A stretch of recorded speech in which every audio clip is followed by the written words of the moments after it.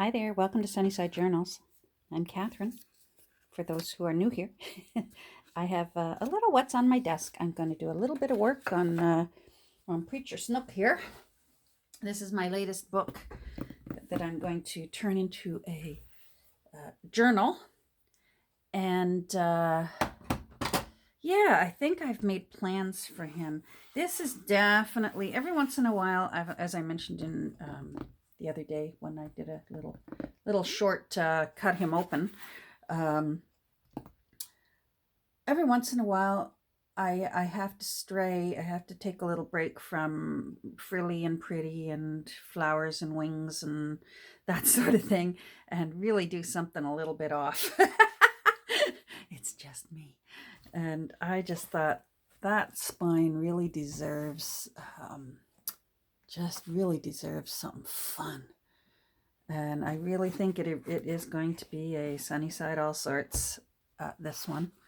And, or I guess Nick the Booksmith likes to call them like a commonplace book, where you're just collecting a place to collect your favorite things. And you know what I decided? I decided I'm going to put on the front of this a picture that I've been saving forever and wondering where on earth am I going to use this picture, and it's going on the front. So it's a little bit quirky. It's a painting of an old masterpiece. So pardon me, as I did in the little short episode the other day, not last week, I got the text block taken out. I've actually removed the first few pages because I want to use those, so I've put them aside. And I cleaned up, the edges. These papers were really worse for wear. So I cleaned up the edges. I re-glued down these corners were trying to come up. I got to tell you, this is a Funkin' Wagnalls book. And you can tell it was kind of mass-produced. And you know what? I have to give this book a little credit. It was published at some point between 1892 and 1896. These were a 32-volume encyclopedia meant to help ministers write their sermons. So apparently this one, the Book of Acts, it was written, the author's, the gentleman, Reverend Whitelaw, wrote this particular one.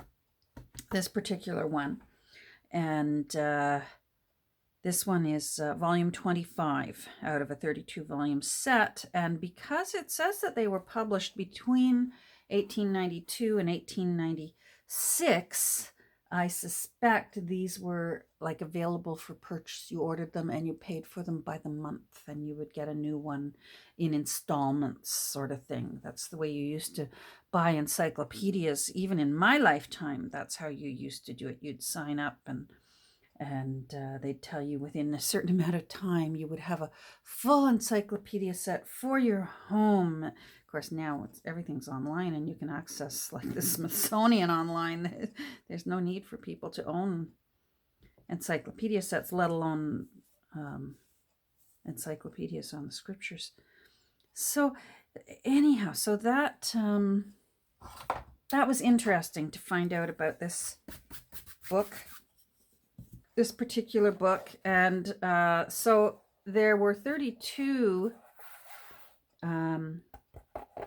volumes just from this series, but according to this book label in here, the gentleman who owned it, James P. Snook, I found quite a bit of information on him. It sounds like he was a very good man and very helpful. He was not a minister himself, but he obviously was a student of the scriptures.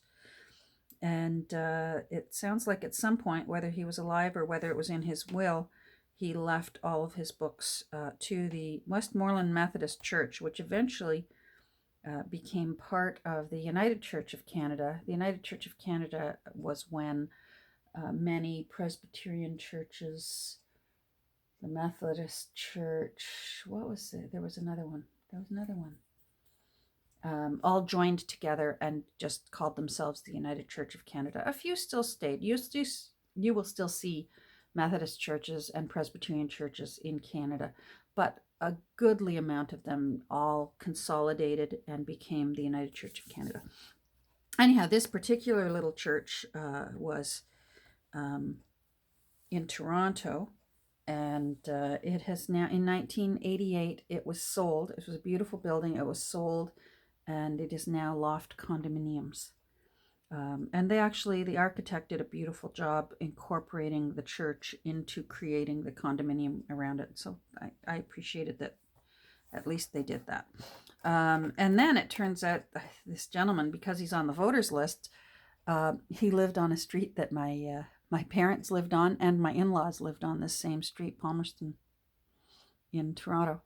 So that's interesting. Now he died before my parents were even born. So, but you never know. Maybe my grandparents, although my grandparents were Anglican, so, and I believe my in-laws were also Anglican.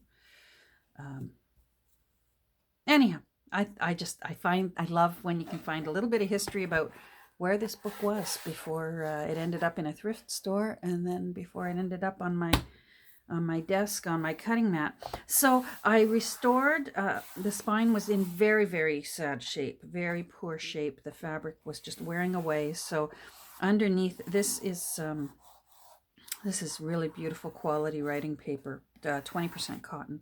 And then there's also muslin underneath that. And I also recreated a new curved spine inside there. So, but it's all very light, so it's still very floppy. And I'm very happy with how that turned out. And as you can see, I don't know if you can tell from the camera, I've already been playing with it and decided what I'd like to do.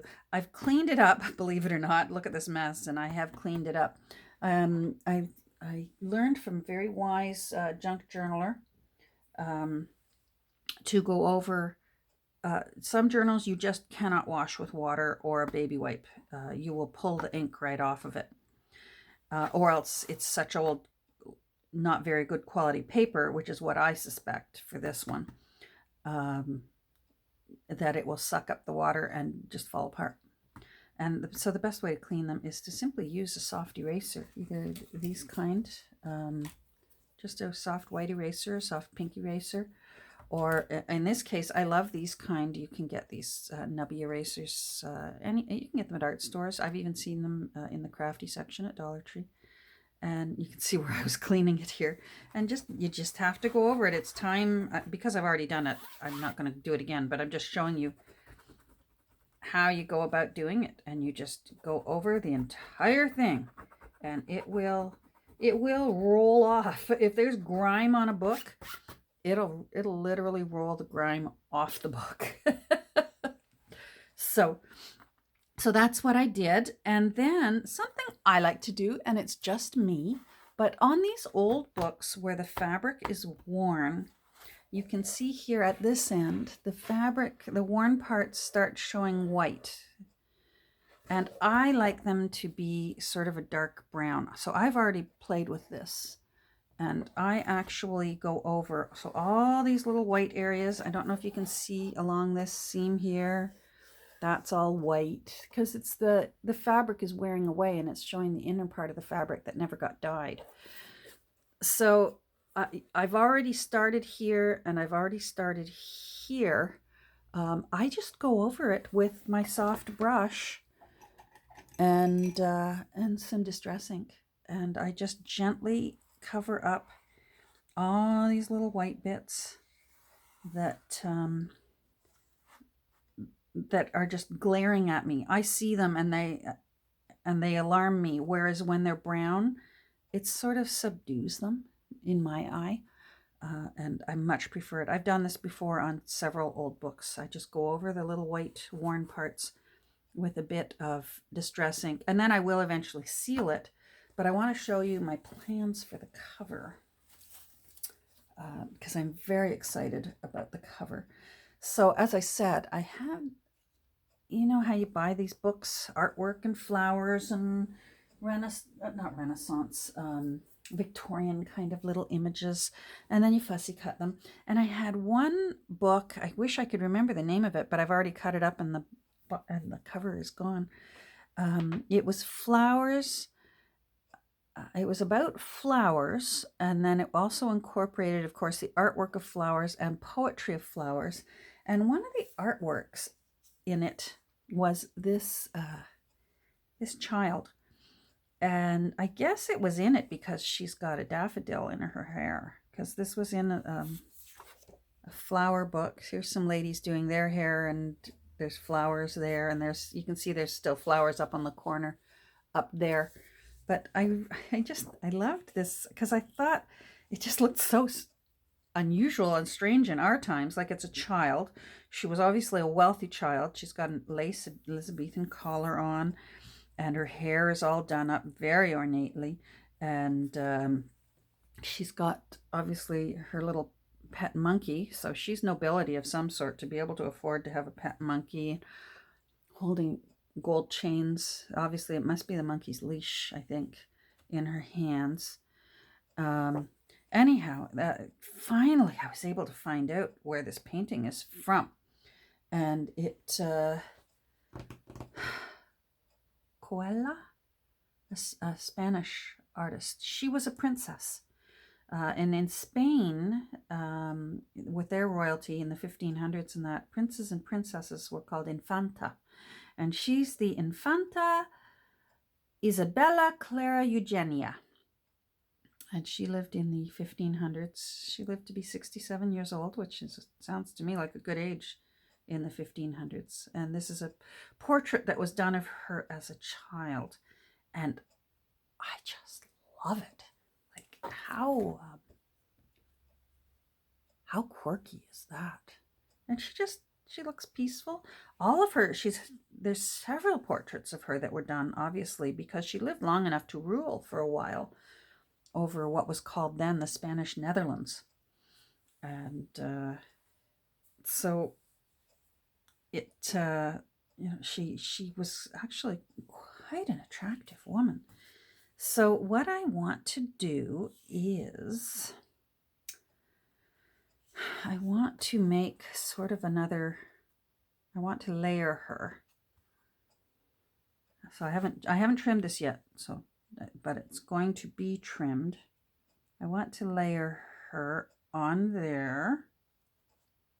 So that will be trimmed off here, but I'm not going to trim it until after this is glued down. So that gives me more, it's just easier to trim than it is to try and plop this down and get the gluing position perfect. You know what I mean? So I will glue her down, and then I will trim this.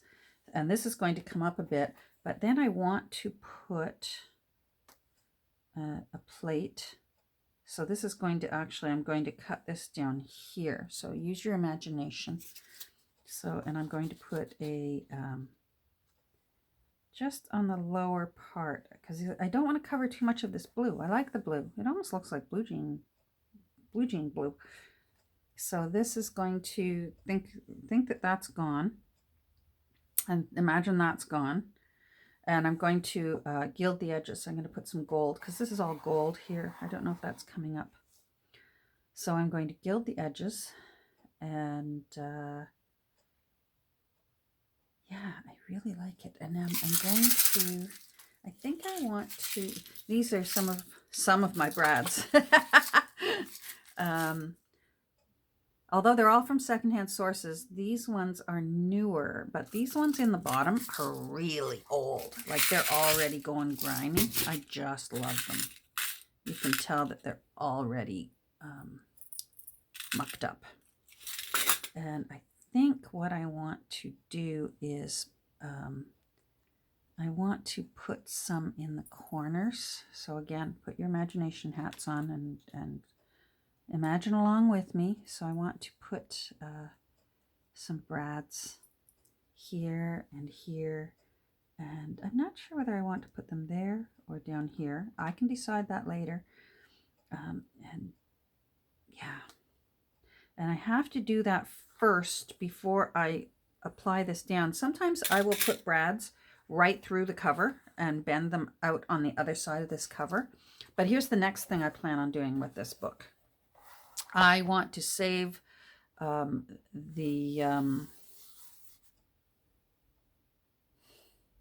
what's the word I'm looking for? Provenance of this book.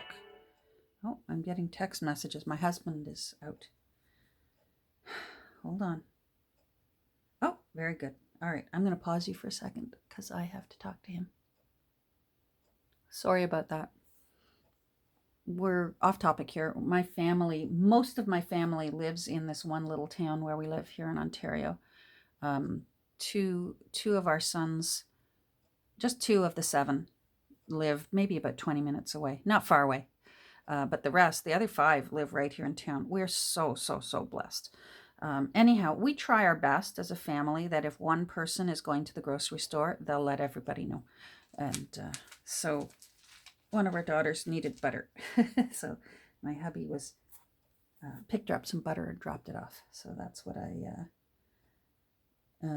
anyhow, so I wanted to say the provenance of this book.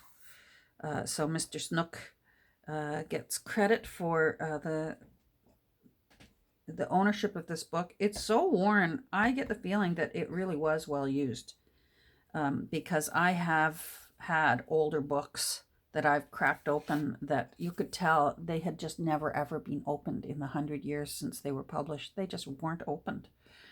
And so yeah, I want to save this. And I think what I'm going to do is the end papers that I put in, I'm going to actually cut a little window in the end papers. I've done this before when there's been a signature inside, but the papers were awful and I wanted to save the sweet little signature.